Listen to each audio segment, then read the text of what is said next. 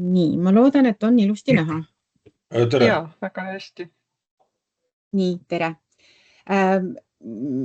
Tänase kohvihommiku teemaks on meil siis pakendijäätmed jäätmereformi vaatevinklist.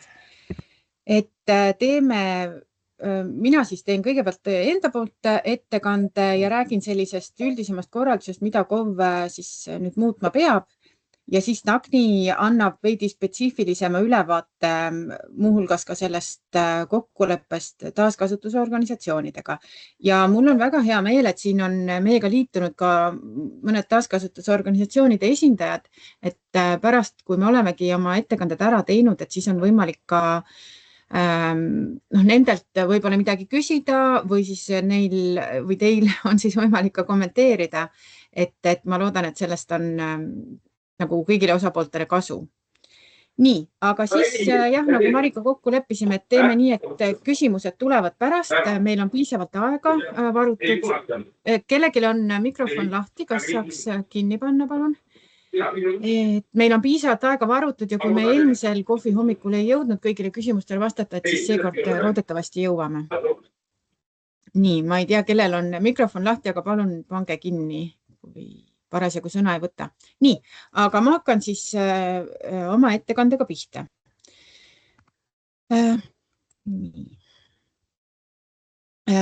Ehk siis kõigepealt, kui nüüd kohalik omavalitsus hakkab jäätmereformi ellu viima, põhimõtteliselt on selleks aega siis 5 aastat, aga kui eelmine veoperiood hakkab lõppema, siis tuleb juba need kõik muudatused ellu viia, et ei saa kauem oodata.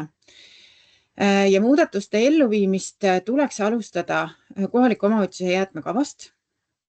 Pakendijäätmetega seoses on jäätmekavas ka varem olnud nõue, et tuleb esitada pakendite ja pakendijäätmete kogumise ja vedamise kava. Nüüd on siis seda natukene täiendatud, et ka taaskasutusorganisatsioonidele üleandmise kava tuleb esitada ja selle raames muidugi keegi otseselt seda kontrollima ei hakka, mida kohalik omavalitsus sinna jäätmekavasse paneb, et Keskkonnaamet ka enam jäätmekavasid ju üle ei vaata. Et see on kohaliku omavalitsuse enda abistamiseks ja nii-öelda kogukonnaga kokkuleppimiseks, et pannakse jäätmekavasse siis paika, mida plaanitakse pakendijäätmetega seoses teha. Ja need küsimused, mida seal võiks lahata, on see, et kui suure osakaalu üldse siis selles omavalitsuses pakendijäätmed moodustavad sellest olmejäätmete liigiti kogumise sihtarvust, mille omavalitsus peab edaspidi arvutama või saavutama, et tasub välja arvutada see protsent ligikaudu ja siis on teil ka võimalik hinnata, et kui palju te siis, kuidas te peate selle kogumise korraldama kohalikus omavalitsuses, et seda sihtarvu üldse oleks võimalik saavutada.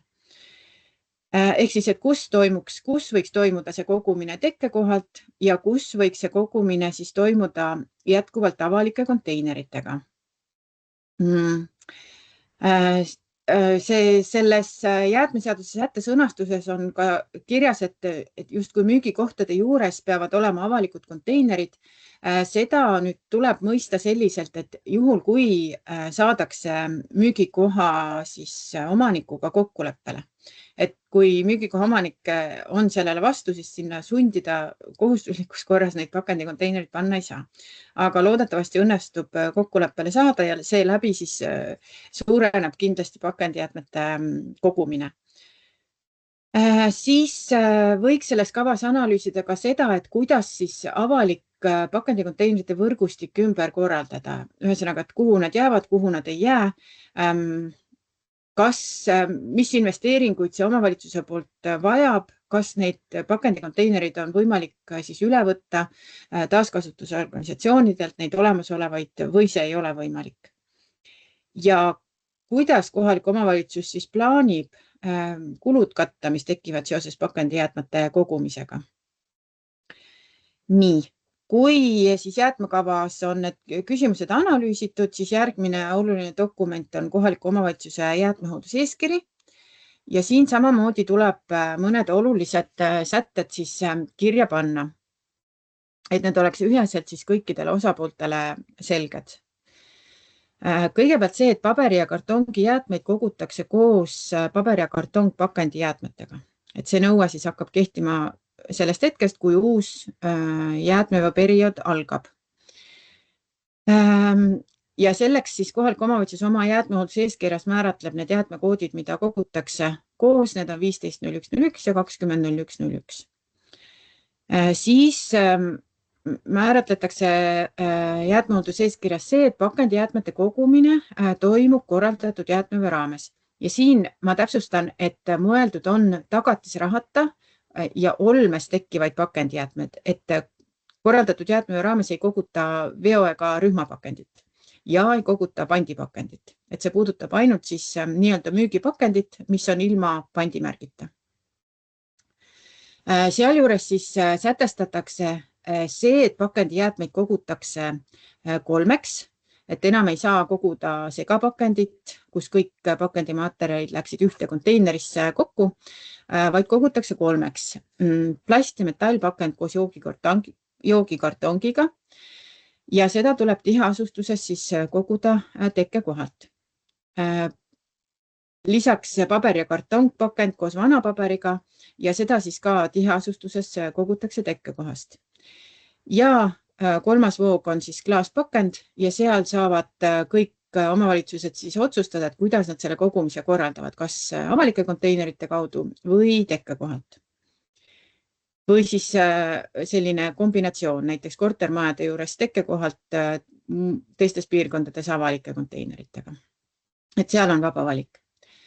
Siis jäätmehoolduse eeskirjas tuleb ära tuua, mis sagedusega pakendijäätmeid veetakse. Jäätmeseadus ütleb, et vedu peab toimuma vähemalt üks kord 12 nädala jooksul ehk siis vähemalt ühe korra kvartalis tuleb pakendeid ära vedada. Kohalik omavalitsus võib määrata muidugi tihedama veosageduse vastavalt siis piirkondadele, näiteks tiheasustuses võib see olla sagedasem, kuna võib-olla vajadus ongi suurem ja hajaasustuses võib see olla harvem. Selle tiheduse määramisel nüüd on hästi oluline see, et kohalik omavalitsus siis lähtub kulutõhususest ja keskkonnahoidlikkusest. Et ei ole mõistlik ega kulutõhus lasta tühjendada pakendikonteinereid, mis ei ole tegelikult täis või pakendikotte, mis ei ole täis, et ikkagi tuleks veosagedus optimeerida. Nii. Ja samamoodi siis jäätmehoolduse eeskirjas tuleks ära sätestada see, et mis kogumisvahendeid kohalik omavalitsus lubab kasutada. Et see võib olla siis konteiner, see võib olla süvamahuti, see võib olla ka kott. Me teame, eks ole, seda pakendikoti teenust, aga sel juhul on oluline, et see kott oleks läbipaistev. Aga võib lubada ka näiteks pappkasti kasutamist selleks, et ära üle anda siis paber- ja kartongpakendid koos vanapaberiga. Muidugi sel juhul tuleb siis tagada, et see ei saa märjaks siin. Et ta peab olema siis vihma eest kaitstud, aga põhimõtteliselt võib seda võimalust lubada, et ei pea ilmtingimata konteinerit soetama. Nii. Ja liigun edasi. Nüüd pakendijäätmed korraldatud jäätmeveos. Nagu ma siis eelnevalt ütlesin, pakendite kogumine, müügipakendite kogumine toimub korraldatud jäätmeveo raames ja selleks kohalik omavalitsus teeb sõlmib eraldi hankelepingu.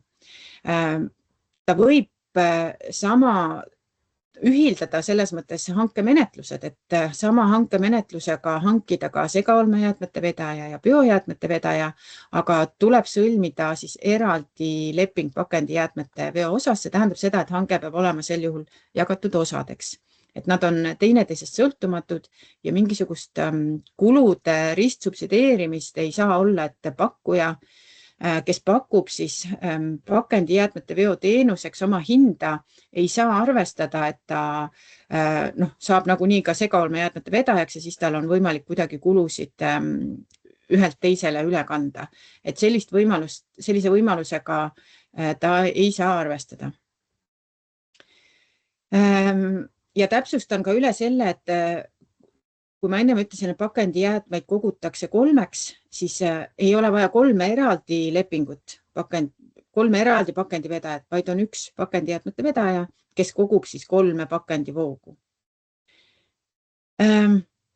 Eelnevalt, enne kui kohalik omavalitsus saab pakendivedaja hanget teha, peab olema teada, kuhu need pakendijäätmed veetakse. See tähendab seda, et kohalike taaskasutusorganisatsioonidega tuleb kirjalikult kokku leppida vaheladustuskoht ja muud olulised tingimused, näiteks see, et kui pakendijäätmed sisaldavad võõriseid rohkem kui lubatud, et kuidas siis toimitakse. Aga sellest räägib siis Dagni kohe varsti pikemalt. Ja rõhutan üle selle, et pakendijäätmed antakse üle taaskasutusorganisatsioonidele nendes kokkulepitud vaheladustuskohtades. See tähendab seda, et kohalik omavalitsus ise käitlust korraldama ei hakka, ka mitte eelnevat sorteerimist. Nii. Nüüd arveldamise küsimus, et sõltuvalt sellest, kuidas kohalik omavalitsus korraldatud jäätmeveos, millist süsteemi ta siis soovib kasutada. Praegune traditsiooniline süsteem on meil see, et tehakse kontsessioonihange, mis tähendab seda, et jäätmevaldaja maksab otse jäätmevedajale. Teine võimalus on teha siis alternatiivne korraldatud jäätmeveo süsteem rakendada ja siis sellisel juhul tasutakse kohalikule omavalitsusele. Kui on kontsessioonihange, siis see tähendab seda, et vedaja ülesanne on ka arvete esitamine ja arveldamine. Sel juhul siis pakendijäätmete vedaja, kelle te olete hanke raames leidnud, esitab arve jäätmevaldajale, kes tasub ära oma summa ja ülejäänud summas esitab ta arve kohalikule omavalitsusele. Kohalik omavalitsus esitab omakorda arve 3 taaskasutusorganisatsioonile vastavalt sellele, kui suured on nende turuosad. Turuosadest ka Dagni räägib kohe täpsemalt. Aga oluline on see, et see raha siis liigub kohaliku omavalitsuse kaudu, et seda võimalust ei ole, et taaskasutusorganisatsioonid maksavad otse pakendijäätmete vedajale. Ehk siis KOV esitab arve TKO-dele, TKO-d tasuvad KOV-ile ja siis KOV tasub pakendijäätmete vedajale, kui on kontsessioonihange. Nüüd alternatiivse korraldatud jäätme puhul esitab pakendijäätmete vedaja oma teenuse eest arve kohalikule omavalitsusele ja kohalik omavalitsus esitab ise arved jäätmevaldajatele, see on siis see 50 senti, mis nendel tuleb iga tühjenduskorra eest maksta ja esitab arved ka taaskasutusorganisatsioonidele. Ja seejärel ta tasub siis pakendijäätmete vedaja arve. Nii. Ja millised kulud kohalikul omavalitsusel pakendijäätmete siis ümberkorraldusega seoses tekivad ja mis nende kattevõimalused saavad olla? Kulud tekivad kõigepealt seoses kogumismahutitega ja eelkõige avalike kogumismahutitega, et nende väljapanemine, nende korrashoid, ümbruse korrashoid on edaspidi kohaliku omavalitsuse ülesanne, aga kohalik omavalitsus võib ka elanikele kogumismahutid muretseda. Ja samamoodi KOV-i kulu on siis see võõris, mis ületab lubatud 5 massiprotsendi piiri. Ja kulude katmiseks on siis KOV-il see kõige siis tavapärasem võimalus, see on siis see KOV-i üldine tulubaas. Kui nüüd kohalik omavalitsus rakendab alternatiivset korraldatud jäätmevedu, siis need pakendijäätmete kogumisega seotud kulud on võimalik arvestada jäätmehoolduskulude tasuosa sisse. Et sellisel juhul siis nii-öelda saastaja maksab printsiip rakendub ja inimesed ise tasuvad siis pakendijäätmete kogumise korraldamisega seotud kulud. Ja toon siin ära ka veel selle võimaluse, mis on siis KIK-i jäätmete liigiti kogumise taristu toetusmeede, et see on avatud siin tõenäoliselt kuni märtsi lõpuni, et ka selle meetme raames on võimalik taotleda siis kogumisvahendite jaoks raha. et mitmed omavalitsused on seda juba teinud, aga kes veel ei ole teinud, siis on võimalik veel märtsi lõpuni seda teha. Et hetkel ma vaatasin just üle, et toetustega, taotlustega katmata on umbes 4,7 miljonit eurot, et sealt saab siis vajadusel veel, on võimalik veel löögile saada, kui kohalik omavalitsus seda abi vajab, et konteinerid, süvamahutid, ka prügimajad, et kõike seda siis on võimalik sellest meetmest rahastada. Nii, ja minu viimane slaid puudutab nüüd seda olukorda, et meie tänast olukorda, kus me täna oleme. Me teame, et saastetasud tõusevad 1. juulist 2026. See tähendab seda, et inimestel ka nende arved tõenäoliselt tõusevad eeldusel, et jäätmevedaja on pöördunud kohaliku omavalitsuse poole taotlusega, et teenustasusid tõsta ja tõenäoliselt nad on seda teinud või siis kohe varsti seda teevad. Ja seal on siis oluline pakkuda inimestele siis nii-öelda soovitusi, juhendeid, et kuidas oma seda jäätmekulu siis kontrolli all hoida. See, et saastetasu tõstab segaolmejäätmete hinda, oligi tegelikult reformi üks eesmärke. Kui me kogume jäätmeid nii-öelda segaolmejäätmetena, suuname nad põletusse või ladestusse, siis nad lähevad ringlusest välja ja see peabki olema kallim kui see, et me suuname jäätmed ringlusesse. See tähendab seda, et kohalik omavalitsus peaks võimaldama inimestele sellist võimalikult head alternatiivi.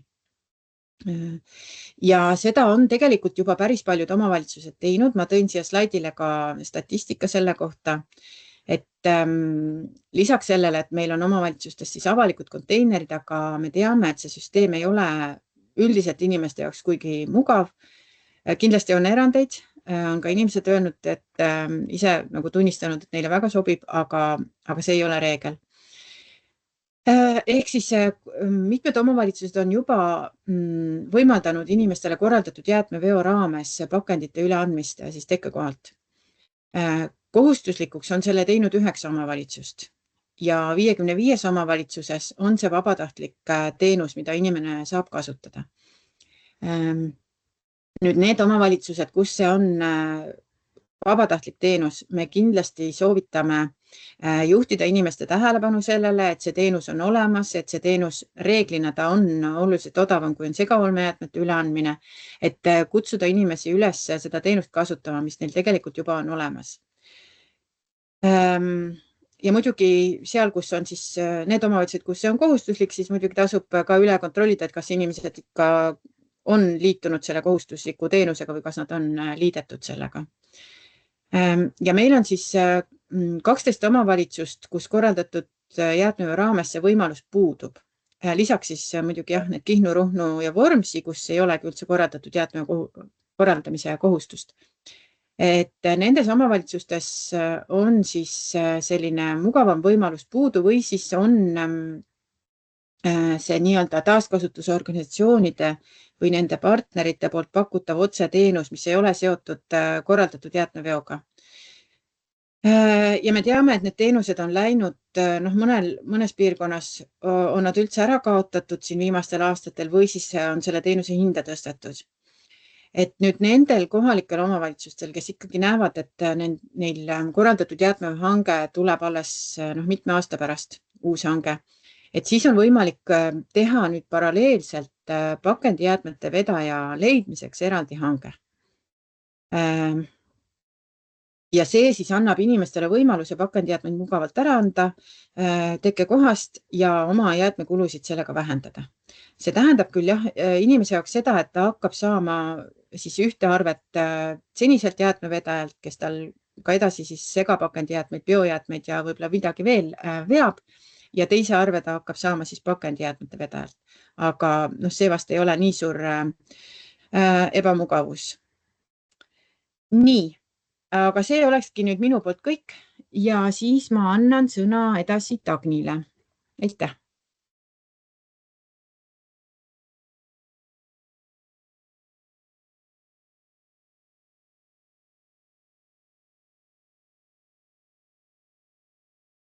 Nii, ma loodan, et mu ekraani on kenasti näha ja mind on kenasti kuulda.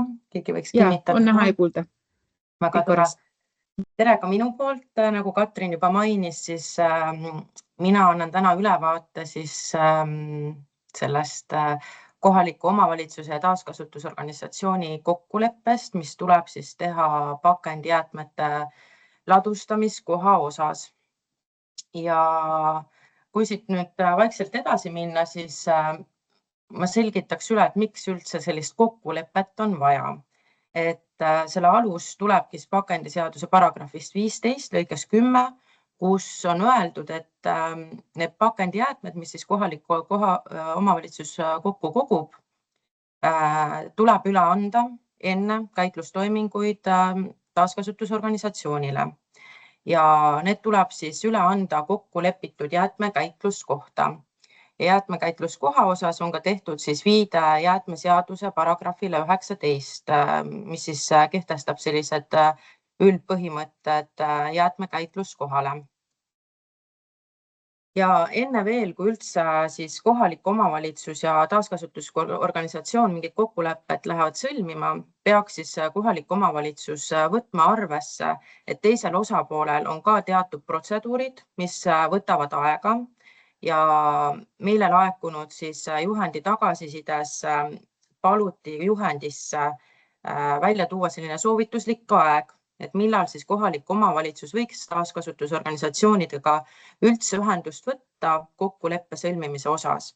Ja soovituslik aeg on siis, millest lähtuda te võiksite, on siis kas 1 aasta enne korraldatud jäätmeveo riigihanke lepingu lõppemist, ehk siis enne kehtiva lepinguperioodi lõppu, või siis, kui te soovite näiteks praegu kehtiva korraldatud segaolmejäätmete veo kõrvale teha nüüd pakendijäätmete veo riigihanke, siis võiks 6 kuud olla sellist etteteatamisaega, et taaskasutusorganisatsioonid saaksid ka omavahel siis hakata koostööd ja vastavaid kokkuleppeid tegema, et nad oleksid valmis teiega siis kokkuleppesse minema. Ja selle siis kas siis aasta enne või 6 kuud ennem võiks siis kohalik omavalitsus välja saata teate, kus ta siis soovitatavalt tooks välja, milline on oodatav kokkuleppe sõlmimise tähtaeg ja ka info selles osas, et kui nüüd taaskasutusorganisatsioonid jäätmekäitluskoha osas kokkuleppele ei jõua, siis alustab kohalik omavalitsus ise vastava jäätmekäitluskoha väljaselgitamist. Varsti selgitan ka, miks selline teade või info on vajalik seal välja tuua. Aga kokkuleppes sellised põhilised teemad, mis vajaks käsitlemist, ongi siis üldse pakendijäätmete kogumissüsteemi ülesehitus, kui kohalikul omavalitsusel on juba kaardistatud näiteks kuidas konkreetselt ta soovib klaaspakendijäätmeid koguma hakata, et kus piirkondades on tekkekohal kogumine, kus avalik kogumisvõrgustik ja nii edasi, siis seal kokkuleppes on võimalik juba ka need nüansid välja tuua. Siis tuleb määrata see ühine jäätmekäitluskoht või kohad, ehk siis reegel on, et lepitakse kokku siis 3 taaskasutusorganisatsiooni vahel kas üks ühine koht või mitu ühist kohta, aga mitte mingil juhul, et iga taaskasutusorganisatsiooni kohta eraldi koht. Et ühine koht peab igal juhul olema. Siis pakendijäätmete jaotus protsentides TKO-de vahel. Räägin turuosadest hiljem lähemalt. Pakendijäätmete kvaliteedinõuded ja võõriste käsitlemine, ehk siis lepitakse kokku protseduurid, metoodikad, kuidas siis võõriste hindamine käib ja millised kulud siis erinevatele osapooltele kohalduvad. Eraldi siis kulude jaotus, tasumise kord, osapoolte vastutus, kuidas andmevahetus käib, arvestuse pidamine ja kui on ette näha siis probleemolukorrad, et ka siis nende lahendamise kord. Ja kui nüüd kohalikud omavalitsused teevad koostööd, siis on võimalik sõlmida ka selline ühine kokkulepe, ehk siis näiteks kui koostööd tehakse mingite koostööorganisatsioonide kaudu või muul juhul. Aga Pakendiseadus siis ütleb, et enne korraldatud jäätmeveo riigihanke korraldamist lepitakse kokku ühine jäätmekäitluskoht pakendijäätmete üleandmiseks.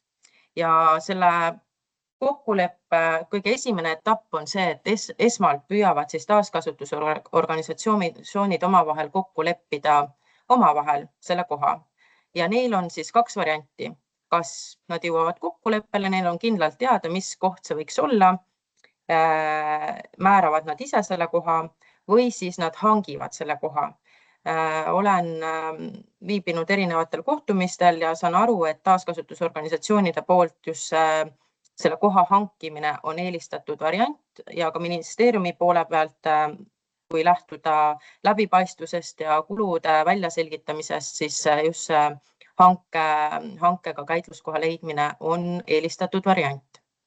Küll aga, kui nüüd mingil põhjusel taaskasutusorganisatsioonid ei jõua kokkuleppele, siis on pakendiseaduses jäetud võimalus, et selleks, et kohalik omavalitsus saaks jäätmeveo hankesse minna ja määrata siis sellise jäätmekäitluskoha, kuhu vedaja tulevikus pakendijäätmed siis üle andma peaks, siis on KOV-il võimalik endal ka jäätmekäitluskoht siis määrata. Ja nüüd siin on 2 nüanssi, et kui nüüd kohalikul omavalitsusel on temale endale kuuluv jäätmekäitluskoht ja ta ka ise haldab seda, ehk siis ta ei ole hankinud sinna teise või 3. osapoole poolt sellist operaatorit, kes siis tegutseks seal, siis on kohalikul omavalitsusel võimalus otse määrata, lähtudes siis sellest sisetehingu põhimõttest. Kui kohalikul omavalitsusel sellist kohta ei ole, siis peab tema ka välja kuulutama hanke, et leida siis kas see üks koht või mitu kohta, olenevalt siis kohaliku omavalitsuse suurusest ka ja vajadusest. Igal juhul tõenäoliselt tuleb kohalikul omavalitsusel läbi viia hange ja tuleb siis arvestada sellele kuluvat aega ka. Kui rääkida sellest, et millised nõuded siis jäätmekäitluskohale rakenduvad, siis kõige olulisem on see, et selles vastuvõtukohas on võimalus siis jaotada vastavalt turuosadele, taaskasutusorganisatsioonidele, nendega seotud pakendite hulk. Ehk siis seal peab olema võimalus jäätmeid kaaluda, seal peab olema võimalik neid korrektselt ladustada, võimalusel ka materjaliliikide kaupa, vastavalt siis liigiti kogumise korrale, ehk siis ei tohi tekkida olukorda, et meil on, nagu Katrin selgitas, 3 pakendijäätmete liigiti kogumise voogu, aga ladustuskohas need kuidagi ladustatakse ühte hunnikusse, et sellist olukorda ei tohi olla. Pakendid peaks olema kindlasti ilmastiku eest kaitstud, ei tohiks seguneda seal pinnase või muude jäätmetega, andmeid peab saama dokumenteerida, säilitada, selles kohas peab olema keskkonnaluba, ka siis käitlusvõimekusega, mis tagab siis kohaliku omavalitsuse jäätmeveo siis piirkonna pakendijäätmete teenindamise ja ka pakendijäätmete laadimiseks vajalik tehnika peaks olemas olema. Ehk siis, kui taaskasutusorganisatsioonid tulevad oma pakendi turuosale järgi, siis peab olema seal tehnika, et need pakendid saaks peale tõsta. Ehk siit lähtuvalt ka, et kui kohalik omavalitsus näiteks peaks kaaluma mõnda endale kuuluvat jäätmekäitluskohta, mis siis vastaks selle sisetehingu nõuetele ja reeglitele, siis need kriteeriumid peaks ka seal kohas tagatud olema. Ja valikus siis saabki olla erinevaid jäätmekäitluskohti, et vastavalt siis, kas need vastavad jäätmekäitluskoha nõuetele või mitte, saaks olla näiteks jäätmejaam, jäätmekäitleja jäätmekäitluskoht, kes ei ole siis ühegi osapoolega seotud, ühe taaskasutusorganisatsiooni jäätmekäitluskoht, kui siis kõik taaskasutusorganisatsioonid ja ka kohalik omavalitsus jõuavad kokkuleppele, et see on nende ühine kokkulepe ja on piisav läbipaistvus näiteks, või siis eraldi rajatud jäätmekäitluskoht. Aga selle puhul siis on oluline nüanss, et käitluskohaga seotud kulud tuleb kanda taaskasutusorganisatsioonil. Ehk kui me räägime eraldi koha rajamisest, siis seal peab olema ikkagi taaskasutusorganisatsiooni nõusolek, et nad on need kulud võimelised kandma. Et kohalik omavalitsus seda eraldi rajamist ei saa ette näha. Nii, aga üks selline kõige olulisem ja selline kriitilisem teema on siis pakendijäätmete kvaliteet ja võõrised. Taaskasutusorganisatsioonide jaoks on ülioluline, et kokku kogutud pakendijäätmed oleksid võimalikult kvaliteetsed, et neid saaks ringlusesse võtta.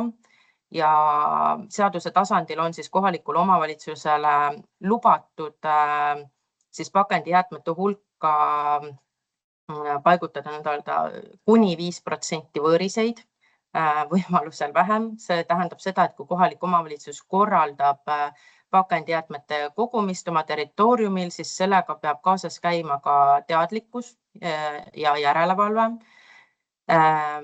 TKH-l on võimalik siis pakendijäätmeid üle andes hinnata, kas tema arvates siis on 5% võõriste osas ületatud või mitte. Kui tal tekib kahtlus, siis ta peab seda tõendama. Ehk siis ta ei saa öelda, et minu hinnangul peale vaatlusel tundub, et on pakendijäätmete võõriste protsent ületatud ja ma neid vastu ei võta, vaid ta peab viima läbi ka siis metoodilise hindamise. Ja selle, kuidas siis seda võõriseid hinnatakse, mis metoodikat kasutama hakatakse, selle te peaksitegi siis kokkuleppes paika panema. Ja kokkuleppes tuleks ka määrata siis võõristega pakendijäätmete käitlemisega seotud kulud. Ehk siis taaskasutusorganisatsioonil on kaks varianti. Esiteks, kui ta hindab ära, et on võõrised, siis on võimalik kokkuleppes leida või välja pakkuda sellist saastunud pakendijäätmete käitlushind, mida siis kohalik omavalitsus hakkab kinni katma. Või taaskasutusorganisatsioonil on ka võimalus keelduda selliste pakendijäätmete vastuvõtmisest. Sellisel juhul tuleks kokku leppida siis protseduur, mis siis edasi saab, kuidas selline koorem siis uuesti kohaliku omavalitsuse poolt vastu võetakse, kuhu see viiakse, kes üldse võib seda vastuvõttu teostada ja nii edasi. Ja kohalik omavalitsus siis kannab kulud iga 5% ületava osa ees, ehk siis kuni 5% on alati taaskasutusorganisatsiooni vastutuse osas, aga iga ületatud protsendi osas on siis kohalikul omavalitsusel vastutus. Taustaks ka, et riikliku segaolmejäätmete uuringu osas on siin tekkekohal kogumist siis praeguse kogumissüsteemi puhul hinnatud, et võõriste osakaal on seal 9% juures, avaliku kogumispargi osas umbes 20% on võõriseid.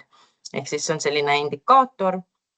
Igal juhul avaliku kogumispargi selline järelevalve ja puhtusaste on keerulisem, et seda tagada.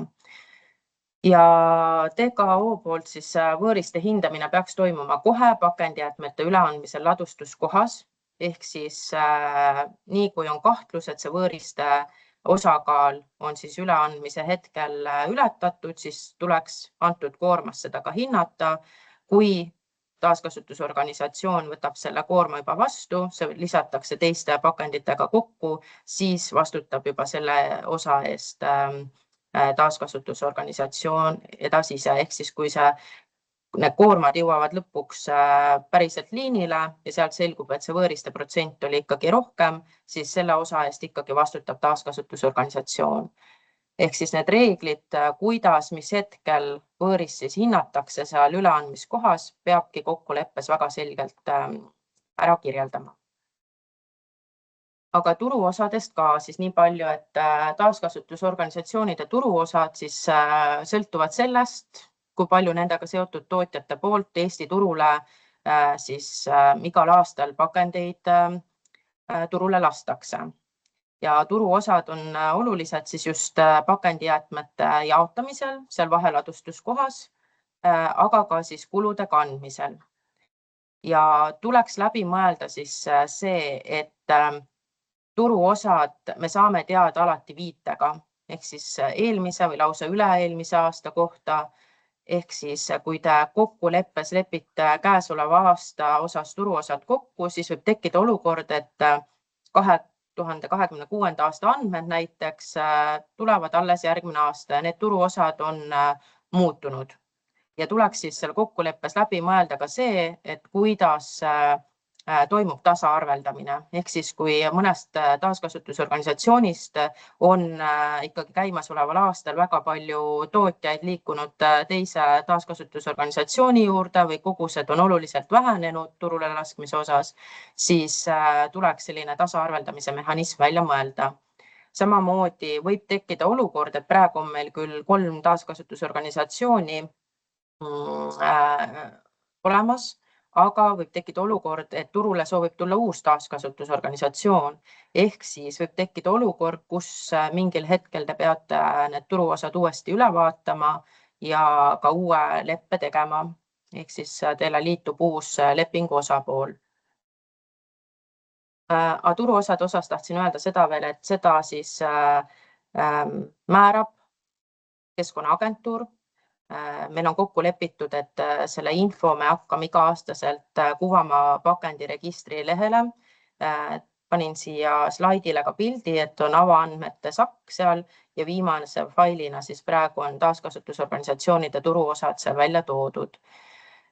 Me haldusalas veel lepime kokku, et mis saab olema selleks kuupäevaks, millal me hakkame siis kokkuleppeliselt fikseerima seda turuosa. Praegu on need siis veebruarikuu seisuga, aga vajab veel arutelu, kuna pakendiaruannete esitamise periood lõpeb 31. märtsiga.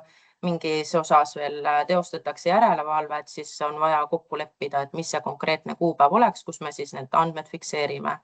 Samas, kui teil on tasaarveldamise põhimõtted kenasti paika pandud, siis et isegi andmete muutusest hiljem siis peaks olema kõikidele taaskasutusorganisatsioonidele selline võrdle kohtlemine tagatud. Aga kulude kandmisest ka ma siin väga pikalt ei peatu, kuna Katrin tegi ka juba ülevaate selles osas ära. Igal juhul tuleb kokkuleppes siis käsitleda transpordi- ja ladustamiskulusid, võõriste kandmisega seotud kulusid ja nagu ma ütlesin juba, et taaskasutusorganisatsioonid kannavad kõiki kulusid siis proportsionaalselt oma turuosaga.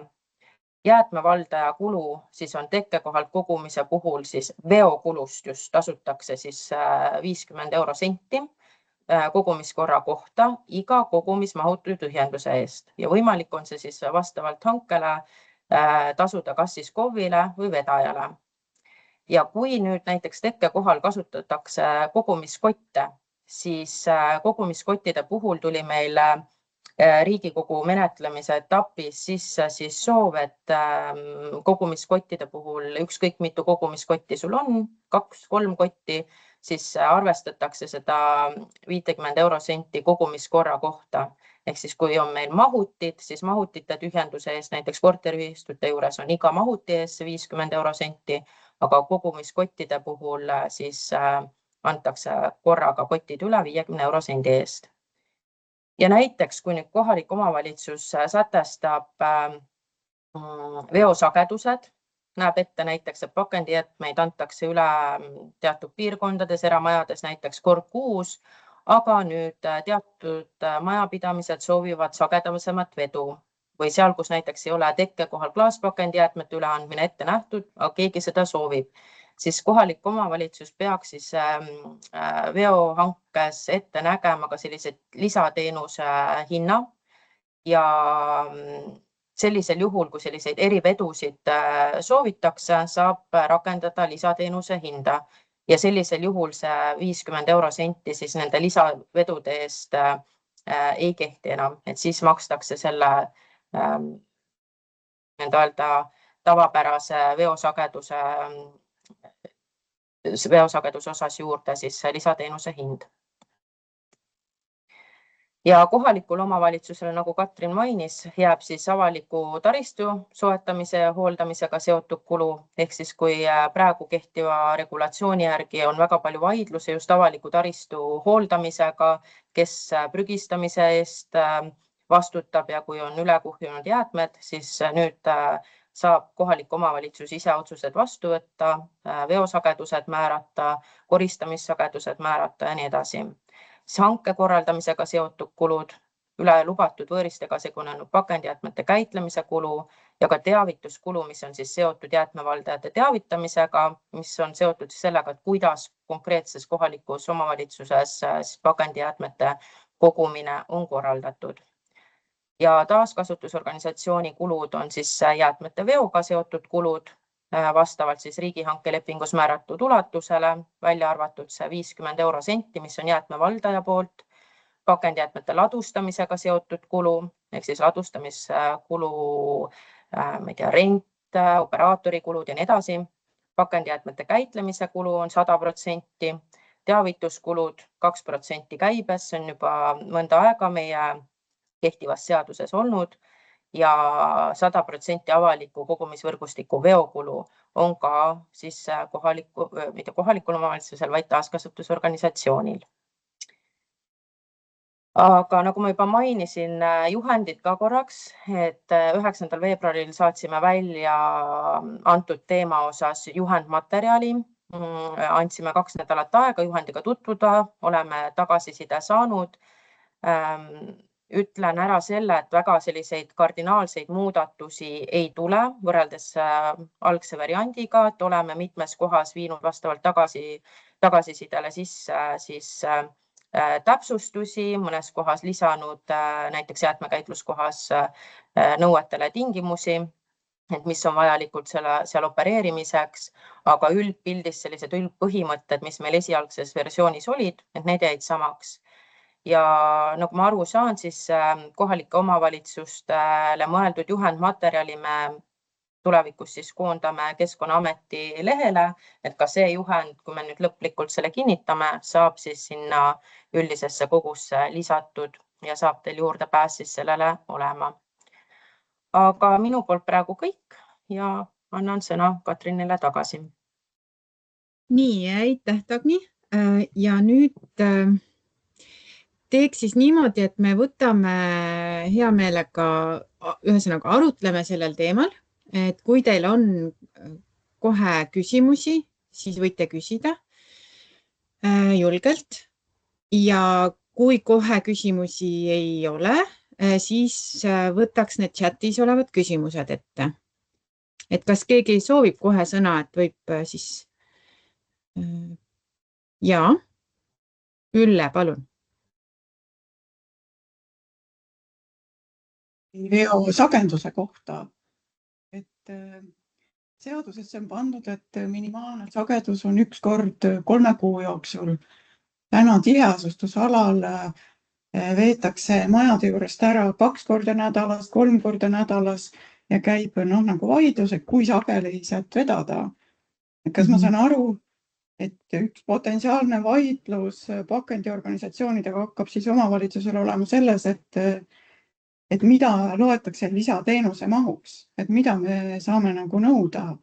Et kui meie peame normaalseks, et pakendi kogumisring võiks toimuda vähemalt korra nädalas, seadus ütleb, et see peab toimuma 1 kord 3 kuu jooksul, et kuidas me nagu selle kokkuleppe saavutame. Et kas me paneme selle, siis paneme jäätmehoolduse eeskirja, nii on ja see on nagu kohustuseks pakendiorganisatsioonile või on see jälle kõik selle imelise kokkuleppe küsimus? Ütleme niimoodi, et selle veosageduse kehtestab ikkagi kohaliku omavalitsuse oma jäätmehoolduse eeskirjas. Aga mõistlik on seda teha, analüüsida jäätmekava koostamise käigus, kui te seal pakendijäätmete osa siis teete, et mis see sagedus võiks olla, kus on vajadus siis tihedama sageduse järele, kas seal on võimalik panna lisamahuteid, suuremaid mahuteid, et kas on muid lahendusi või muid lahendusi ei ole ja tõepoolest peabki olema sagedasem vedu. Ja sellesse jäätmekava koostamise protsessi kindlasti soovitame kaasata kohe ka taaskasutusorganisatsioonid, et EOS need sellised võimalikud ohukohad nagu läbi rääkida ja koos läbi arutada. Saavad ka nemad ju pakkuda võib-olla lahendusi omalt poolt. Et miks see sagedus ei või olla liiga tihe, üks on see keskkonnahoiu küsimus, eks ju, et ei ole mõtet lasta veokitel sõita, kui pakendit väga konteineris ei ole. aga teine asi on see, et sellega ju kaasnevad kulud ja need kulud suuresti katavad taaskasutusorganisatsioonid. Et siis sellepärast on see kulutõhususe põhimõte. Aga lõplikult jah, ikkagi kohalik omavalitsus selle kehtestab. Kõige kulutõhusam on see, et kinnistule pannakse üks üüratu suur mahuti või väga palju väikseid mahuteid ja pakendiorganisatsioon maksab selle üks kord kvartali ees, aga näiteks kui krundid on väiksed või seal on ühistutel on see parkimise probleem, siis see kulutõhus on jah, et seal on harv vedu, aga seal on ka teised küsimused. Ja veel ma tahtsin küsida, te ütlesite ennem, et müügipakendid kogub ainult KOV. Kas need kaubanduskeskustes, mis on tohutu pappkastide teke, tohutu karton pakendid, kas see käib KOV-i alla või ei käi?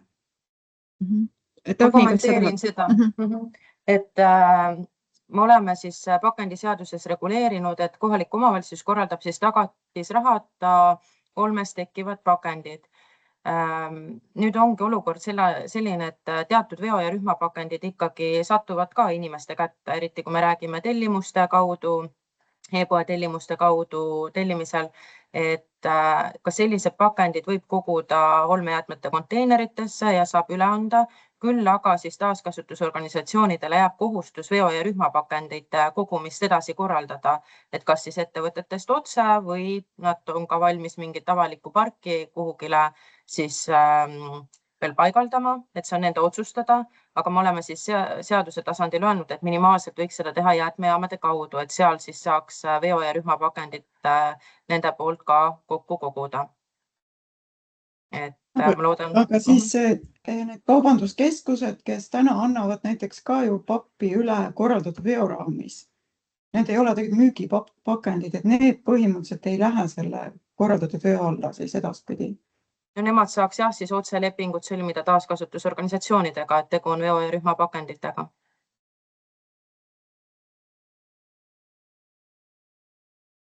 Jah, aitäh. Nii, kas soovib veel keegi küsida? Või seni, kuni meil käsi ei ole? Katrin, siin on üks küsimus netis.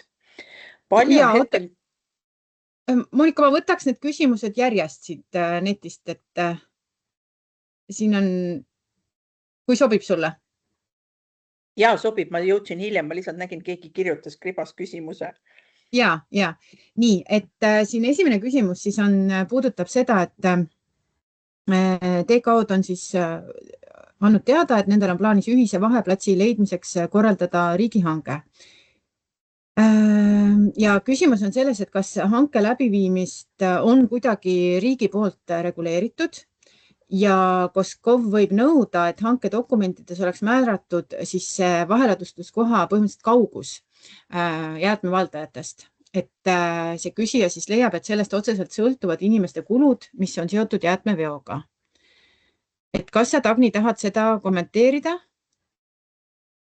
Ma võin kommenteerida küll, et siin see viimane ots on minu jaoks on natukene teistmoodi mõistetud, et sellest sõltuvad inimeste kulud, mis on seotud jäätmeveoga, et jäätmeveo osas siis igal juhul, kui me räägime pakendijäätmete veost, tarbija või jäätmevaldaja maksab siis 0,50 eurot iga tühjenduskorra kohta ja ülejäänud veokulud tasub siis taaskasutusorganisatsioon vastavalt turuosa proportsioonile.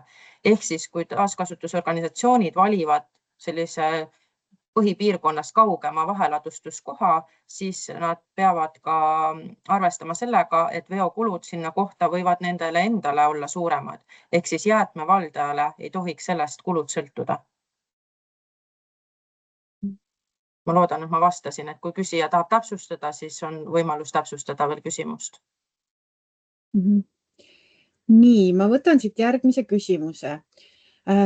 Puudutab nüüd seda TKO-dega arveldamist, et siin Avo on toonud väljavõtte siis seletuskirjast, kus on siis öeldud nii, et seega edaspidi toimub pakendijäätmete kogumisega seotud kulude arveldamine läbi kohaliku omavalitsuse üksuse või jäätmevedaja, kellele KOV on delegeerinud arveldamise ülesande. Ja ühesõnaga Aavo siis toob välja, et see on natukene segane, et kuidas arveldamine peab toimuma. Et jah, me vaatasime selle seletuskirja sõnastuse seal üle, et siin on ilmselt mõeldud järgmist lõiget selle arveldamise delegeerimise osas, et igal juhul tuleb lähtuda siis seaduse sõnastusest, mis ütleb väga konkreetselt, et arveldamine käib siis kohaliku omavalitsuse üksuse kaudu. Ja selles seletuskirjas ka, kui eelmist lauset vaadata, et siis see nagu ka kinnitab üle seda. Nii.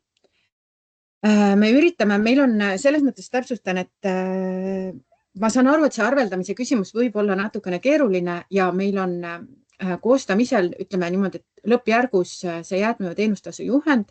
Ma väga loodan, et järgmisel nädalal saame ka saata siis teile juba kommenteerimiseks selle, et püüame sinna teha sellise mõistetava skeemi selle arveldamise kohta ka, et oleks lihtsam aru saada sellest.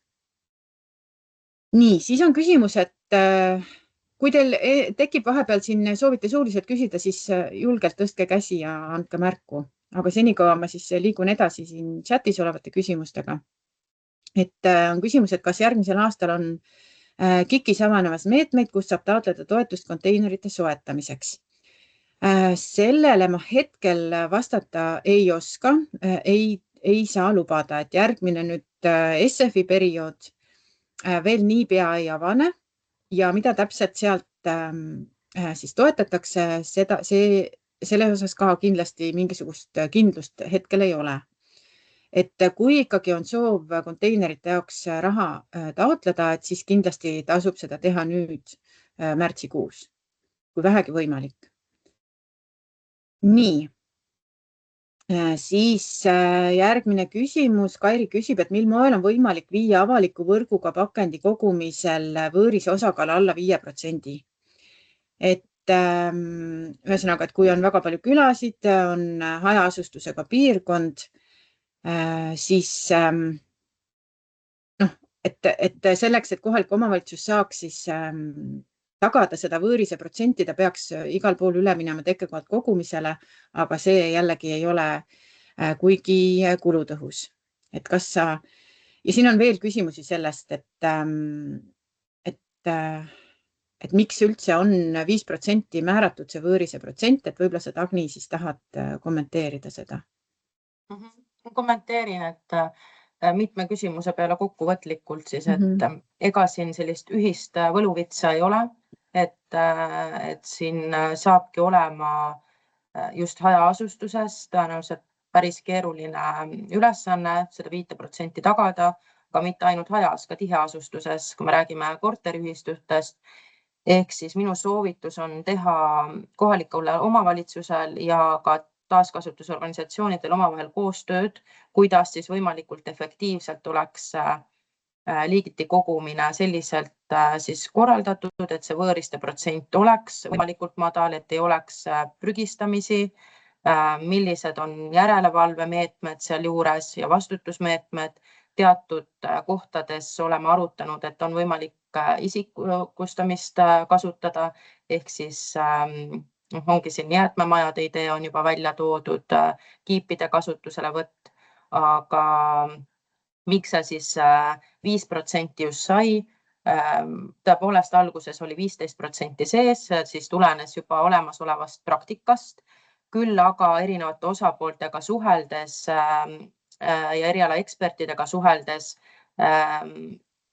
oldi veendumusel, et see 15% võõrist on väga selgelt mingi muu jäätmeliik, kui seda on pakendijäätmed, ehk siis tegu ei ole tootja vastutuse kulud alla minevate jäätmetega, mille eest peaks taaskasutusorganisatsioon tasuma.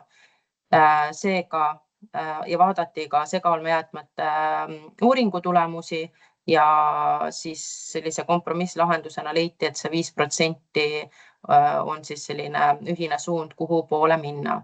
Aga see tähendab siis ka seda, et kohalikul omavalitsusel ongi suurem vastutus, korraldada oma territooriumil jäätmete liigiti kogumist ja teadlikkuse tõstmist selliselt, et pakendijäätmed saaks ka päriselt pakendijäätmete konteinerisse ja mitte mingid muud jäätmed sinna ei saaks.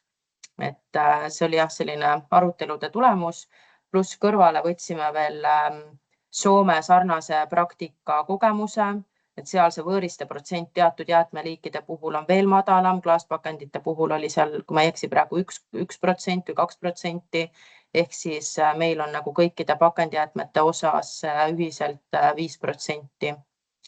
Ja eesmärk ongi see, et sinna pakendijäätmete konteinerisse ikkagi mitte mingeid muid jäätmeid ei läheks selleks, et need liigiti kogutud pakendijäätmed ka ringlusesse jõuaks. Et muidu ei ole mõtet meil liigiti kogumist korraldada, kui meil on kogu aeg saastunud pakendijäätmed, nagu meil praegu on. Et see ongi suur muudatus, selleks ka nimi jäätmereform ja vajabki kõikide osapoolte ühispingutust, et sinna suunda ka jõuda. Nii, võtan siit järgmise küsimuse, et on küsitud, et kui palju on hetkel neid KOV-e, kes on siis uue pakendijäätmete veo hankega alustanud. Et meil seda infot ei ole, et keegi oleks alustanud. Ka riigihangete registris ei ole praegult uusi veohankeid tehtud, viimati kui ma nüüd vaatasin seda. Aga võimalik, et mõni kohalik omavalitsus on seda ette valmistamas, et siis jah, meil selle kohta täpsem info puudub. Nii. Nüüd on küsimus, et palun selgitage, kas kui omavalitsus ei rakenda alternatiivset vedu, kas siis on omavalitsusel kohustus kuvada arvel eraldi veo- ja käitlushindasid läbi jäätmevedaja või mitte. Et need arvele seatud nõuded on nüüd alternatiivselt korraldatud jäätmevedu puudutavates sätetes. See tähendab seda, et kui kontsessioonihange on, et siis ei tule arvele eraldi välja tuua, et mis on see jäätmehooldustasu osa, mis on käitluse tasu osa, mis on pakendite veotasu osa, et see puudutab ainult alternatiivset jäätmevedu. Nii. Ja siis küsimus Tallinna kohta, et kui me peame lähtuma kuluefektiivsusest tühjendussageduse määramisel, kas võib järeldada, et kõige efektiivsem on pakendit, nagu ka klaasi koguda 1-4 korteriga, elamute vist on siin mõeldud, puhul läbi avaliku võrgu. No, seda kuluefektiivsust või kulutõhusust tuleb rakendada ikkagi seadusest lähtuvalt, eks ju. Et seadus ei võimalda paber- ja kartongpakendit koguda avaliku võrgu kaudu. Et selle puhul on konkreetselt öeldud, et tiheasustuse alal toimub kogumine siis tekkekohalt. Nii, ja siis veel üks küsimus, mis on ministeeriumi ettepanek tühisõidu hinnastamisele pakendijäätmete puhul, et ei tekiks olukord, kus jäätmevaldaja ei anna jäätmeid üle, kuna see on niivõrd odav. Kas tühisõit võiks olla näiteks 1,5-kordse mahutitühjendushind, mis võiks olla hea praktika? Me siin otseselt mingisugust numbrit või kordajat ei oska niimoodi öelda, et eks see praktika kujuneb selle rakendamise käigus välja. Ma saan nii palju kommenteerida, et kui on see tühisõidutasu kehtestatud, et see peab olema põhjendatud. Ta kindlasti tuleks see tühisõidutasu kehtestada, et ei oleks seda, just nimelt, et see keskkonnahoid siis tagada, eks ju, et me ei vea, et jäätmevedaja ei lähe tühjendama konteinerit, mida ei olegi välja pandud või mis on tühi, eks ju. Et siis jäätmevaldaja nagu korrale kutsuda. Aga ta peab olema, tema suurus peab olema põhjendatud, et see on ka üks teema, mida võib jäätmekavas analüüsida, et kui suur see tühisõidutasu siis võiks olla. Aga võib-olla on siin keegi, kes soovib seda meie kuulajate seast kommenteerida, et anda soovitusi või oma kogemuse põhjal näiteks. Et võib käe tõsta ja sõna võtta.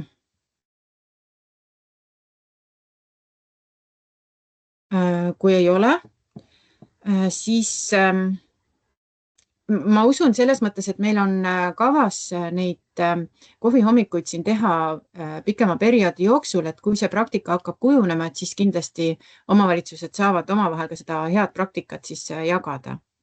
Et praegu jah, konkreetset vastust anda sellele küsimusele ei saa. Nii, aga siis järgmine küsimus. Kadi küsib, et mis on jäätmeseaduse mõistes tiheasustusala? Kas seda saab täpsustada jäätmehoolduse eeskirjas? Meil üldplaneeringus näiteks tiheasustusalad ja kompaktse hoonestusega alad. Jah, see on minu arust ka selles seletuskirjas, eelnõu seletuskirjas ära toodud, et üldiselt tiheasustusala määramisel tuleks lähtuda siis üldplaneeringust, aga kui KOV soovib seda täpsustada, et siis ta võib seda teha näiteks jäätmehoolduse eeskirjas. Et jah, et seda saab täpsustada. Nii. Nüüd julgustan muidugi teid küsimusi küsima ise otse siin, et muidu võib-olla midagi minul läheb siin sõnastuses natuke kaduma, aga jätkan siis küsimustega. Tuleb välja, et selle 5% võõriste saavutamise osas hetkel toimivat lahendust pole ja KOV-id ise peavad jalgratta leiutama. Võib-olla paberi peal on see kõik lihtne, aga elus. Jah, et Dagni tegelikult ka seda põhjendas, et miks see 5% on, et selle poole tuleb püüelda ja eks ju kohalikud omavalitsused ka praegu mingil määral kannavad kulusi seoses sellega, et avalikes pakendikonteinerites on võõrised. Et me ei saa kindlasti seda aktsepteerida, et see niimoodi jätkub, et mööname, et see on üks keeruline ülesanne, aga me peame püüdlema selle poole, et me saame pakendid kokku koguda puhtalt. Kommenteerin veel korra vahele ka, et siin varasemate arutelude osas, siis mis need lahenduse variandid on ka olnud, et osapooled ongi nentinud, et võib-olla see ongi sihuke jagatud vastutus, et mingi vastutus siis nende pakendite eest on taaskasutusorganisatsioonidel ja kui jäätmevaldaja rikub reegleid, siis tuleb ka temal vastutada, kui ta paneb sinna muid võõriseid sisse ja tulebki teist hinda rakendada. Ehk siis, kui pakendijäätmete konteiner on ikkagi mingite muude jäätmetega risustatud, siis peaks kohalik omavalitsus siis vedajaga kokku leppima seal riigihanke siis raames juba, et millist hinda siis sellisele pakendikonteinerile rakendama asutakse. Eramajade ja eramute puhul on lihtne, et sa tead, kes see saastaja siis on, aga kui me räägime sellistest avalikest konteineritest või korteriühistute puhul, siis sellist üksikvastutajat on kindlasti keerulisem tuvastada, kuigi ma saan aru, et alternatiivid turul erinevate seadmete osas juba on olemas, ka korteriühistute osas, aga tulebki rakendada siis sellist kõrgemat hinda. See tähendab seda, et kohalikule omavalitsuse eelarvele ka, kui siis seda alternatiivset jäätmeveosüsteemi ei rakendata, et siis on ka kohalikul omavalitsusel võimalik need kulusid kanda, kui siis rakendub kõrgem hind ja võõriste ees siis on võimalus neil need kulud siis jäätmevaldajalt küsitava kuluga või tasuga katta. Nii. Ma liigun siis küsimustega edasi. Kadri küsib, et kui jäätmekavas on analüüsitud ja põhjendatud, et mingi omavalitsuse piirkonnas on efektiivsem viis koguda vana paberit ja pappepakendit avaliku ruumi kaudu ka tiheasustuses, siis kas see on lubatud? Üldiselt on erandi tegemine lubatud. See on siis jäätmeseaduse paragrahvi 31 lõige 6 alusel. Et seal peavad olema siis need toodud tingimused täidetud. Aga siin on vaja meile selles mõttes lõpliku vastuse, ma hetkel jään võlgu, sellepärast, et me peame nüüd, kuna see erandi säte puudutab erandit liigiti kogumisest, kui sõna-sõnalt nüüd vaadata, ehk siis, et näiteks KOV võib teha erandi, et ta ei kogu mingit jäätmeliiki liigiti, vaid ta kogub koos. Et me peame üle täpsustama, ma hetkel jään vastuse võlgu, et kas see puudutab ka seda, et tekkekohalt kogumisest saab erandi teha, et täpsustame selle üle ja anname teile siis eraldi teada. Nii. Siis on siin ettepanek, et võib-olla saavad kohalikud omavalitsused kommenteerida head praktikat ja siis teiste jäätmeliikide tühisõitude tasu määramise põhjal. Segaolme ja bio näiteks.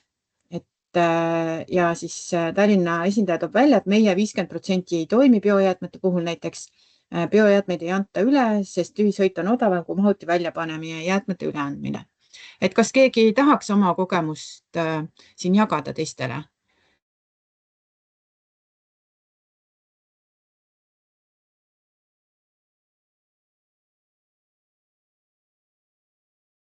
Võid muidugi ka siia kommentaarina kirjutada selle. Aga kui praegu ei soovi keegi jagada oma kogemust, et siis liigume hetkel edasi. Nii, siis järgmine küsimus. Seletuskirjas, siin on nüüd selle, Annika on siis toonud välja selle tiheasustusala kohta seletuskirjast väljavõtte. Et kui tiheasustusalana määratakse üldplaneeringust erinev ala, tuleks see selguse mõttes esitada jäätmehuld seeskirjas nii ala piiride kirjelduse kui ka kaardina. Nii, ehk siis võib üldplaneeringust erineva tiheasustusala määrata. Siis Ülle küsib, et kas on kavas ka mingeid teisi tootja vastutusega kaetud jäätmeliike määrata kohaliku omavalitsuse poolt kogutavaks. Et hetkel ma ei tea, et oleks. Ütleme, arutelud on käimas tekstiilijäätmete teemal, aga seal ei ole veel mingisugust kindlat seisukohta selles osas, et ma siin ei oska, ei tea, et oleks mingit sellist juba päris nagu valmivat plaani või kavatsust seda teha. Et midagi konkreetset veel ei ole. Nii, Svetlana küsib, et kui võõrised tuvastatakse jäätmekäitluskohas, siis kuidas on võimalik rikkujat tuvastada? Mitte kuidagi, seal on mitme valdaja jäätmed. Kas sa, Dagni, tahad seda kommenteerida? Ei taha, et sellistel puhkudel ei olegi, et siis on kohaliku omavalitsuse vastutus. Selles suhtes avalik park ongi risk kulude vaates. Et selle konkreetse rikkuja saab tuvastada ikkagi siis seal tema konteineri juures, eks ju. Et pärast juba, kui on koormasse kokku pandud, et siis enam ei saa. Nii, korteriühistus võivad olla enamik tublisid sorteerijaid. Piisab ühest elanikust, kes konteineri sisu rikub ja automaatselt kannavad kahju kõik ühistu liikmed. Karistada saavad need, kes sorteerivad. Kuidas saab reaalselt vastutusele võtta seda isikut, kes rikub konteineri sisu? Jah, kortermajade puhul see ongi keerulisem. Ja võibki olla, et on olukord, kus paar korterit on sellised, kes eiravad neid kokkulepitud reegleid. Et siin ei ole head lahendust ja ei ole head lahendust mitte ainult meil siin, vaid ka teistes riikides, et kui on ikkagi selline ühine korraldus, siis on see keeruline. Mingisugused tehnoloogilised lahendused ilmselt aja jooksul tekivad, aga hetkel neid vähemalt meil Eestis kasutusel ei ole, et kui viskad prügikoti konteinerisse, et siis ta kohe vaatab, et mida sa sinna viskad, et hindab selle sisu ära, aga meil sellist lahendust hetkel ei ole. Et siis on võimalik ikkagi ühistu kodukorra kaudu seada need reeglid näiteks, et kui on teada, kes need rikkujad on ja tihtipeale nad on teada, et siis kuidagi kokku leppida kodukorras, et seda siis korteriomaniku, et temale siis esitatakse kõrgema arve või midagi sellist. Aga sellist head lahendust pakkuda ei ole. Nii.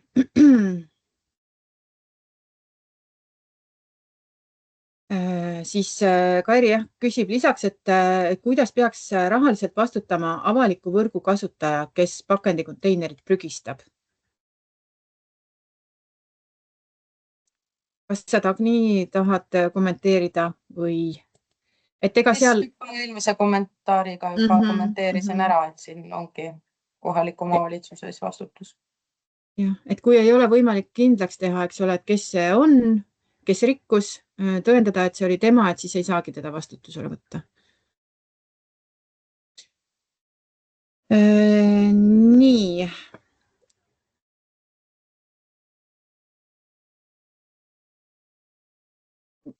Nüüd on siin, ma saan aru, et arutelu selle tühisõidu kulu teemal, et Aavo on siis pakkunud, et tühisõit võiks olla veoteenustasu ja Anne kommenteerib, et veohankega saab ühe mahuti tühjendamise hinna kätte ja see võiks olla üks võimalus aluseks võtta.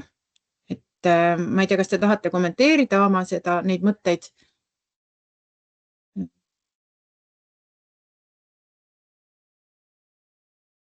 Aga kommenteerida. Ja. Tere, et tegelikkuses kui veohanked tehakse, siis veohanke ongi ju transpordihange, mis on tegelikult transpordikuludega seotud, eks ju. Ja kui sa saad hinna kätte, siis selle tegelikult saab võtta aluseks selleks, et see raha ikkagi nagu ära küsida tervest tükist alt, et ei ole mingid 50 senti, mis ta maksab näiteks pakendi puhul, vaid et ta maksabki nagu kogu selle transporditasu või veo puhul samamoodi, et küsitakse ju ennevalt ka veohanke hinda. Et siis veohanke hinda kehtestada.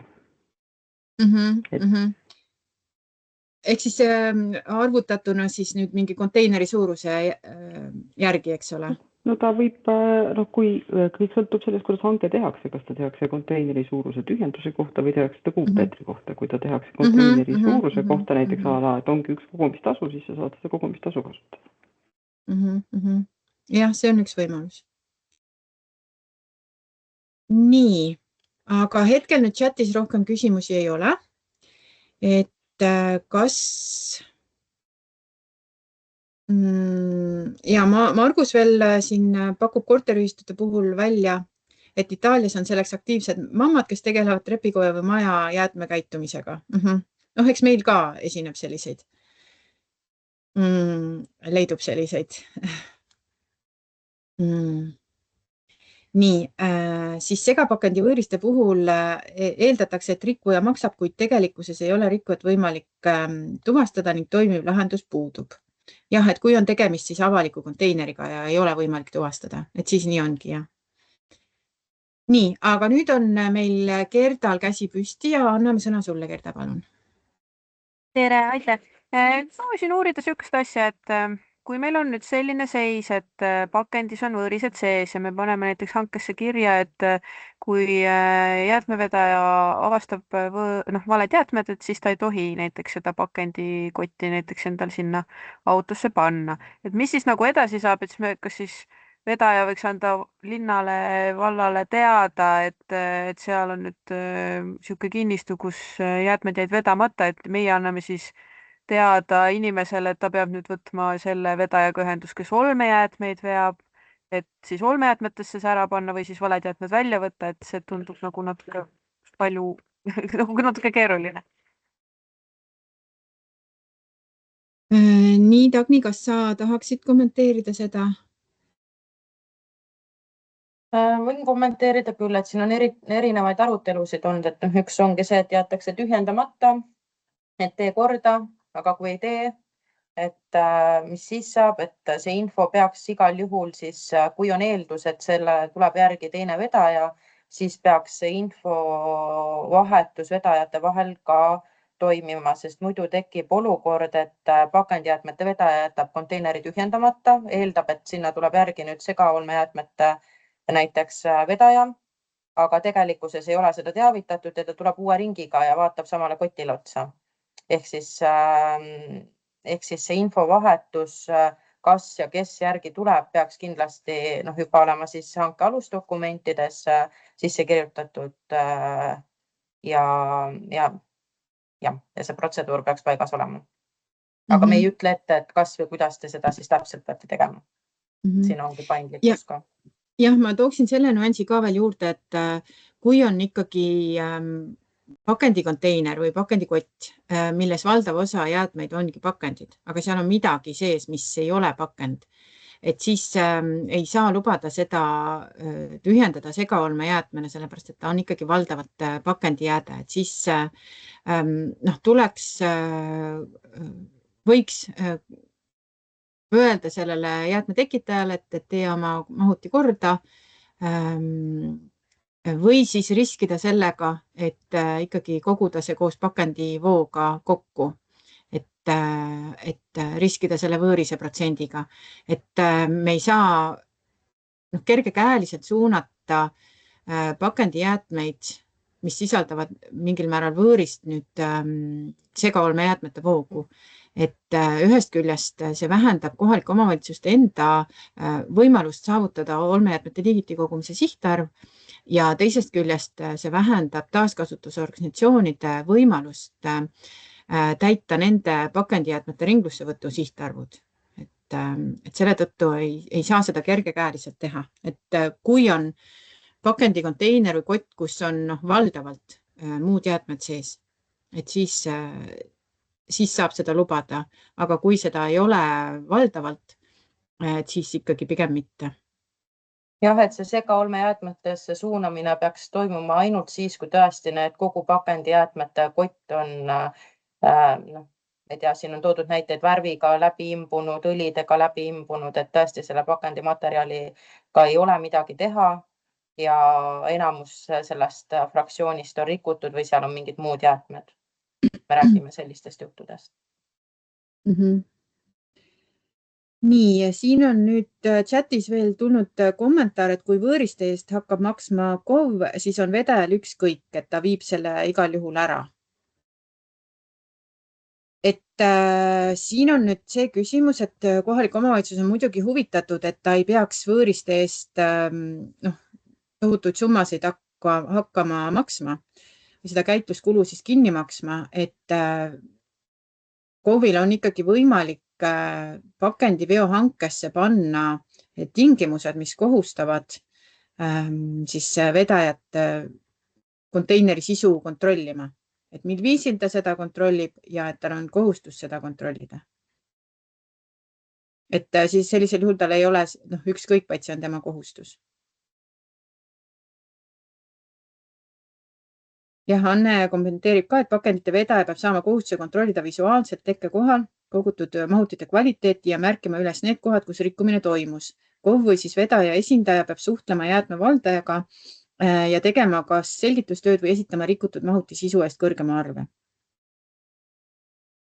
Nii, ma hea meelega näeks, et see vestlus toimub meil siin suusõnaliselt, et põhimõtteliselt on selline arutelu siin chatis praegult tekkimas sellel teemal.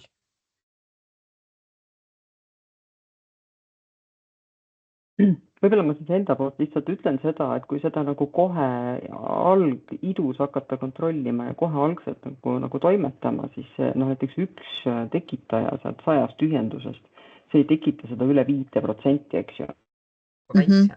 Aga kui sa sellega kohe peale ei hakka selle nagu arutamisega või tagasisidestamisega, siis täna on 1 homme, 2 ülehomme on 10 ja ongi 5% rohkem täis.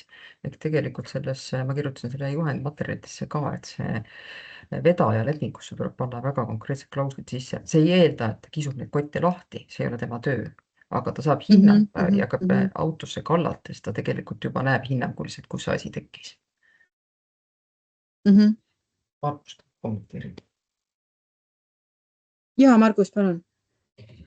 Ja, ma kommenteeriks seda, et seda väga huvitavat esitust ja kõik teemad on käsitlenud, puudutanud ja vaadates seda huvi, et siin on 130 inimest, et see huvi selle teema vastu on väga suur ja muudatused on väga suured, nagu Taavi ütles käest, et tegemist on ikkagi nagu reformi tüüpi asjaga. Siis, et kui nüüd on meil nagu 2 nagu teed on ju, koiv ja on A-koiv on ju, siis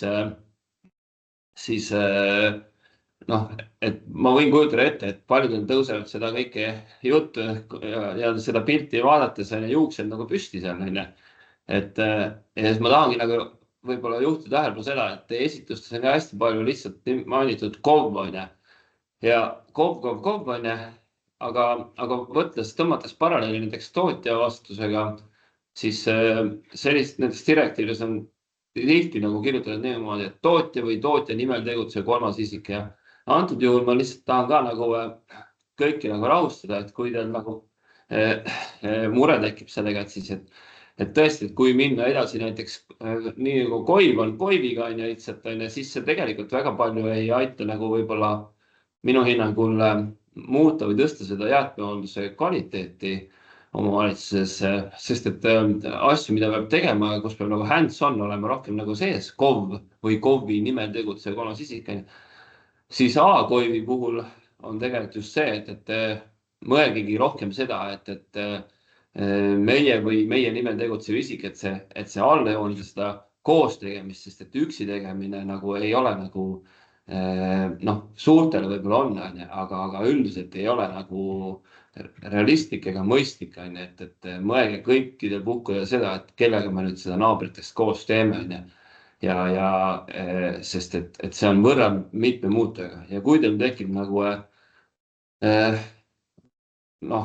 küsimusi või raskusi sellest, siis meil on nagu tiim, kes nagu meil on nagu võime teada, milles peitub võti, et seega nagu siis küsige meie käest, et seega nagu selles stiilis nagu ka Soomes on tehtud, et 33 sellist jäätmeettevõtet, kes tegutsevad kõikide KOV-ide nimel, see on nagu see, millega on võimalik seda jäätmereformi nagu päriselt nagu õigesti nagu ellu viia ja seda A-Koivi teha, sest et Koiv on tegelikult, tuleb jätta maha ja minna edasi ainult plaan A-ga. Aitäh. Nii, aitäh, Margus. Nii, aga nüüd, kui hetkel rohkem küsimusi ei ole, siis meil on siin seltskonnas ka taaskasutusorganisatsioonide esindajad. Et kas te äkki sooviksite korraks sõna võtta ka ja selgitada omalt poolt, et kuidas teie valmistute selleks, et kohalikud omavalitsused hakkavad pakendijäätmeid korraldatud jäätmeveo raames nüüd koguma ja teile siis vaheladustuskohtades üle andma.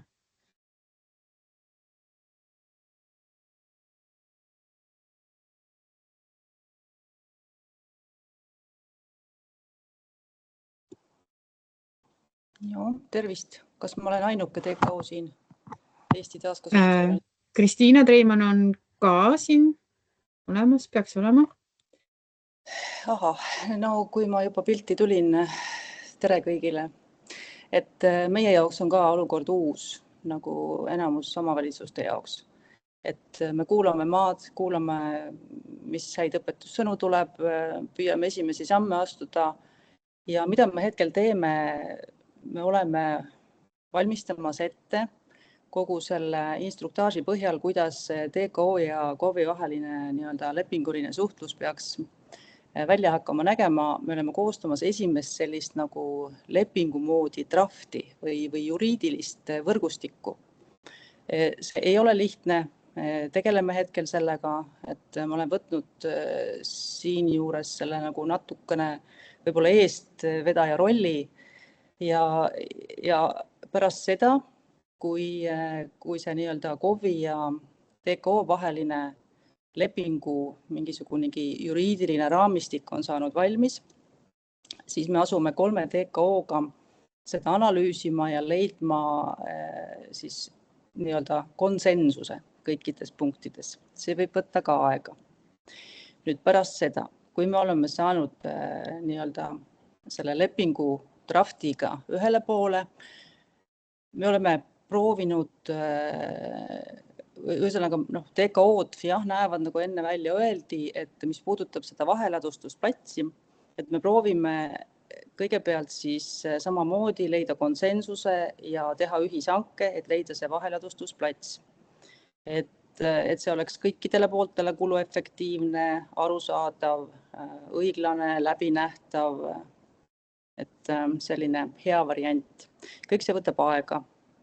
Aga hetkel tegeleme sellega, et saada see esialgne lepingudraft, mis oleks siis selline universaalne, mida saab hiljem siis detailides küll kohandada, aga mida me oleks võimelised siis rakendama nii-öelda kõikide Eesti omavalitsuste puhul.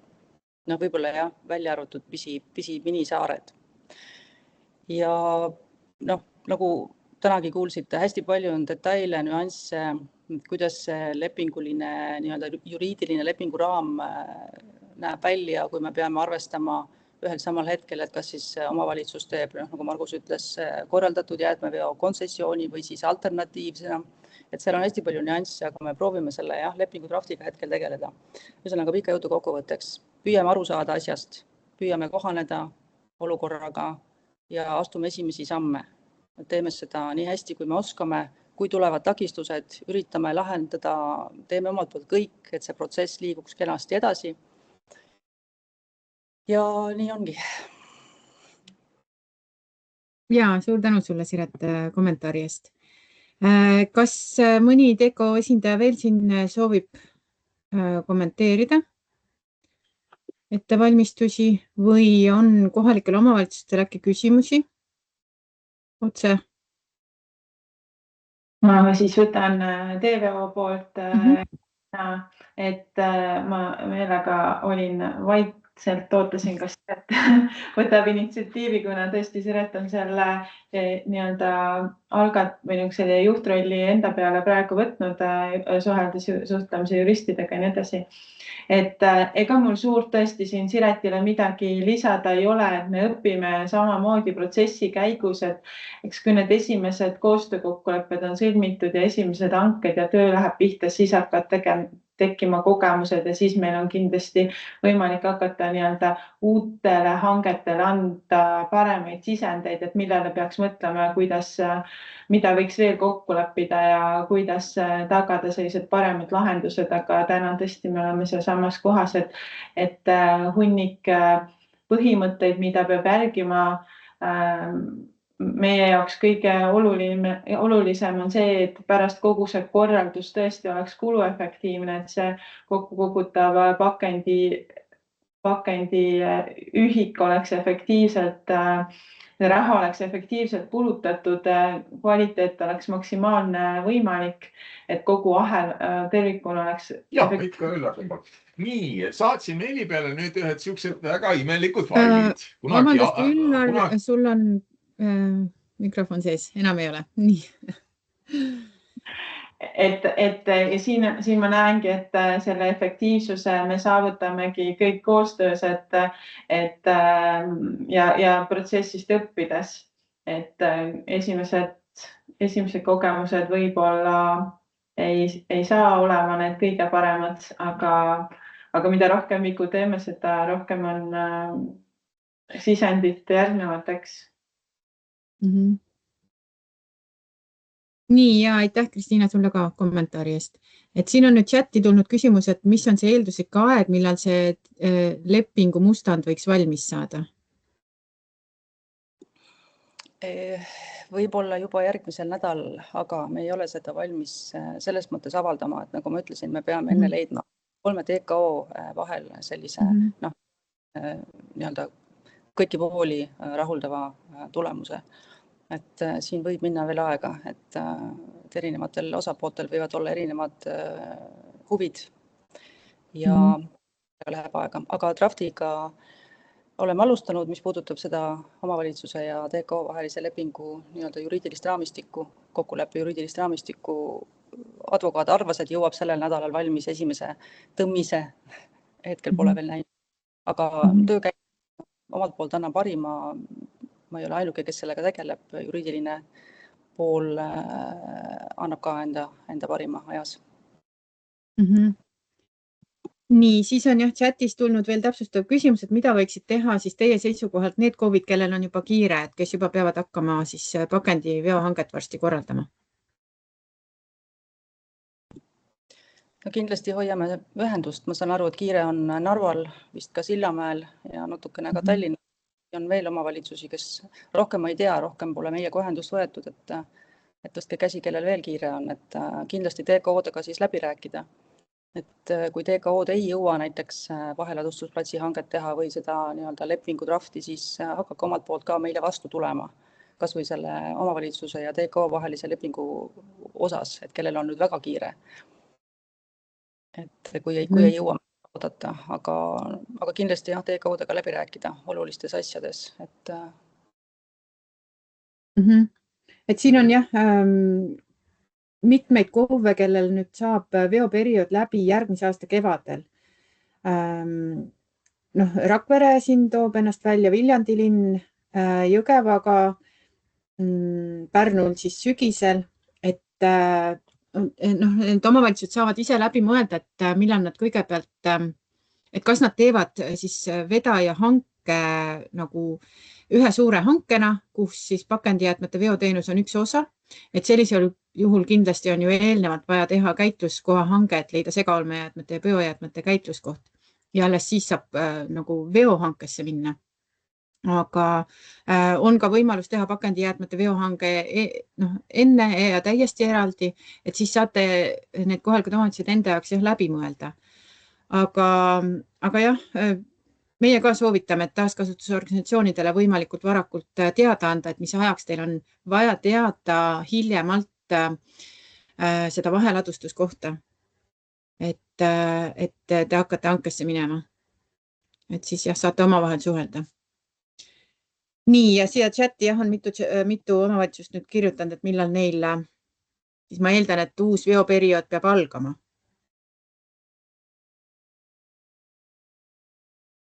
Nii, aga kas kellelgi on veel küsimusi, kommentaare, muresid?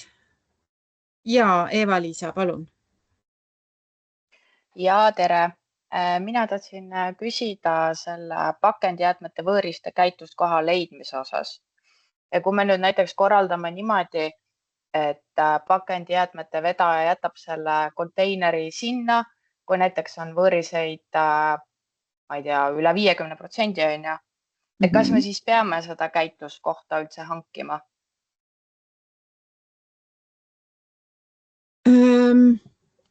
Mulle hetkel tundub, et kui seda saab lugeda segaolmejäätmeteks, siis segaolmejäätmetele ju te teise hankega juba leiate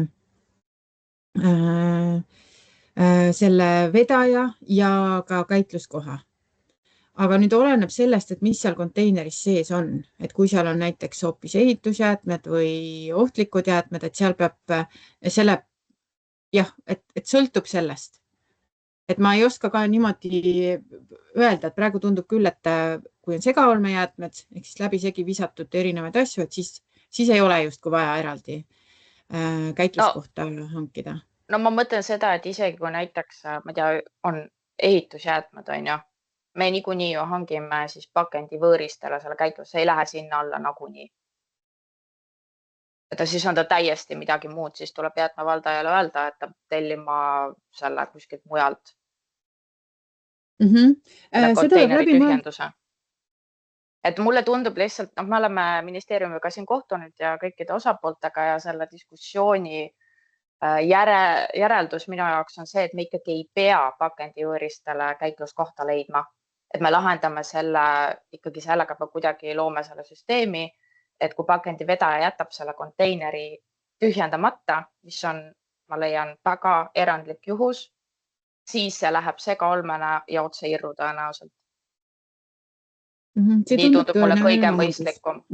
Ja see läheb ka selle direktiiviga kokku, kuna see peab siis olema üle 50% ikkagi oluliselt rikutud konteiner, mis jääb vedamata. Et kuidas see tundub seda direktiivi vaadates? Dagni, kas sa äkki tahad kommenteerida? Et mulle tundub iseenesest küll, et see võiks lahendus olla. No see võiks lahendus olla siin see PPVR-i määrus, siis on viide on ju sellele. Jah, sorry, määrus. See võib olla lahendus. Ma ootaks ära nüüd PPVR-i juhendmaterjali, mis kohe eelduste kohaselt nüüd komisjoni poolt lõpuks siis avaldatakse. Seal on veidikene, peaks olema lahti selgitatud ka seda teemat, et millised pakendid siis võiks sinna segaolmesse liikuda. Et ma ootaks selle juhise ära ja siis kujundaks selle lõpliku seisukoha ja nägemusega. Millal see võiks olla, sellepärast, et me hakkame käitlushanget tegema juba aprillis. Tõenäoliselt läheb ta riigihangete registrisse juba mais või juunis. No eile käisid Euroopa Komisjoni ja siis liikmesriikide atašeed koos. Lubadus oli, ma ei tea, siin tänaseks, aga ma olen kuulnud 3 kuud ja siis enne seda veel 3 kuud seda lubadust. Et loodame, et siis äkki järgmisel nädalal tuleb. Okei, no siis on veel aega ka.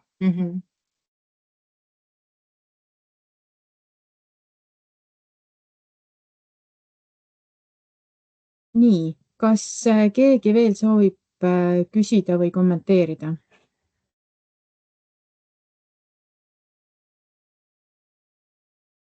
Või kui küsimusi ja kommentaare ei ole, siis võtame tänaseks otsad kokku.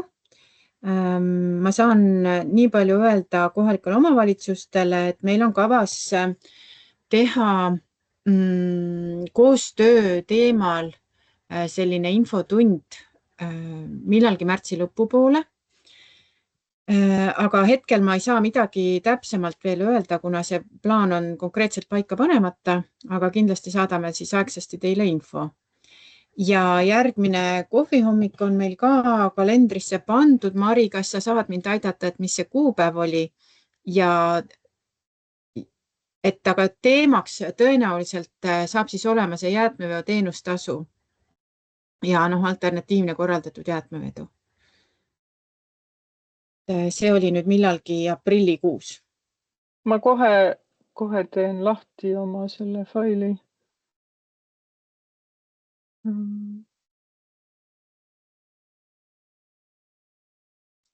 Nii, 23 aprill. Just. Et see kuupäev on paigas. Ja Margit küsib, kas salvestus saadetakse e-mailile. Kas sa, Mari, saad seda selgitada, kus salvestus näeb? Ja ma hakkasin just vastama, et ma panen selle meie YouTube'i kanalile üles ja saadan osalejatele siukse kokkuvõtva meili, et siis seal on see link olemas. Väga tore, aga siis minu poolt suur tänu kõigile ja kena reede jätku teile. Aitäh ka minu poolt.